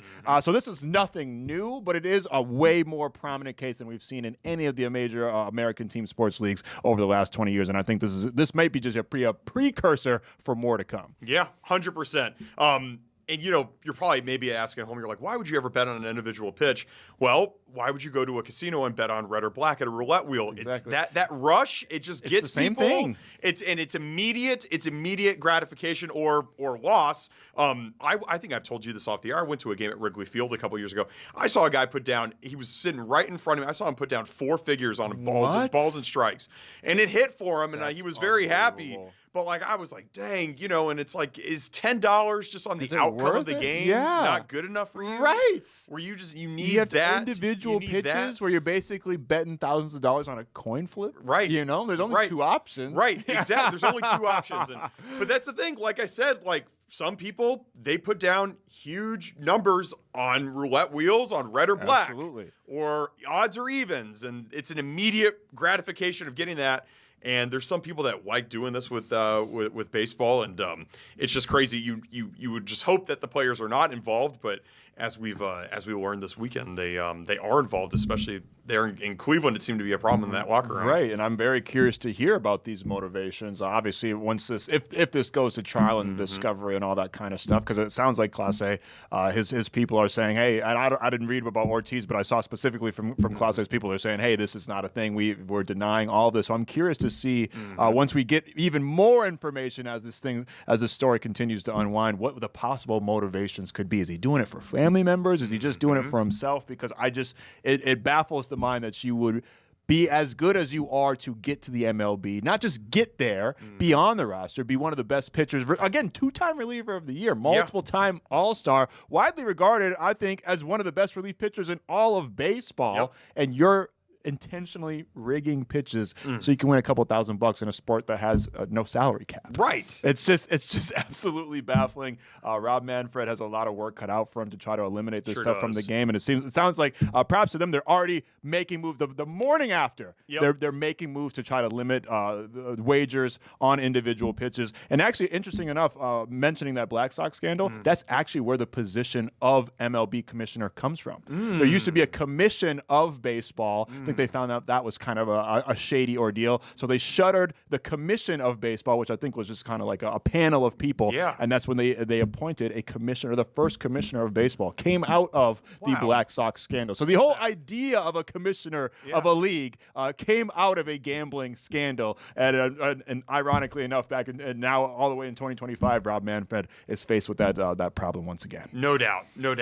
You're saying, Commissioner, all the tributes coming in for Paul Tagliabue, who passed away over the weekend, and I don't have any eulogy for him, but I remember like NFL drafts, watching him as a kid, announcing picks and whatever. Had no idea that the idea of a commissioner of a league came from that gambling scandal. A lot of people Tagliabue kind of was he was that guy that the NFL kind of took off to whole different new heights under him. I think I heard something this morning that some of these teams had their value went up like 3 or 4x, maybe even 4 or 5x under Tagliabue's leadership. Any other obviously that's huge, but any other business, you would widely be regarded as a savant. 100%. So that's just incredible, and I honestly, I've heard a lot of people just, kind of memorializing him, and it doesn't sound like there's a lot of negative words to be said. So, R.I.P. to Paul Tagliabue. Absolutely, sure. We're thinking about him. He was thought about all NFL weekend long, as well. We're also thinking about the Edmund Fitzgerald, the families of the crew members there. There you see a live shot again. That is of the lighthouse up in northern Minnesota. That's called Split Rock Lighthouse. They just held a beautiful ceremony there, read all 29 names, sang the Navy hymn, and you see the lighthouse there is lit. Again, we can't promote it enough. Go check out Gales of November, Diving the Edmund Fitzgerald, produced by our own Joe Augustine.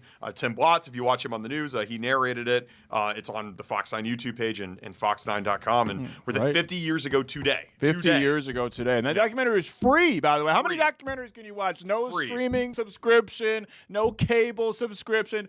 Free $99. It don't cost you a thing. It's only 30 minutes. Doesn't take up too much of your time, and it's incredibly enlightening. That's right. The afternoon shift is also free to watch. It is free to watch, and it doesn't take up too much of your time. And speaking of time, we got 23 hours until our next show. But do with it what you will. Just make sure to meet us back here, same time, same place tomorrow. In the meantime, I am Max-Fuller. Adam-llorens. The 5 o'clock news is coming up next. Who do we got at the desk? Do we know? I'm not sure that we know, but regardless of who it is, you know it's going to be the best of the best, because that's what we do here at Fox 9 and the 5 o'clock news starts.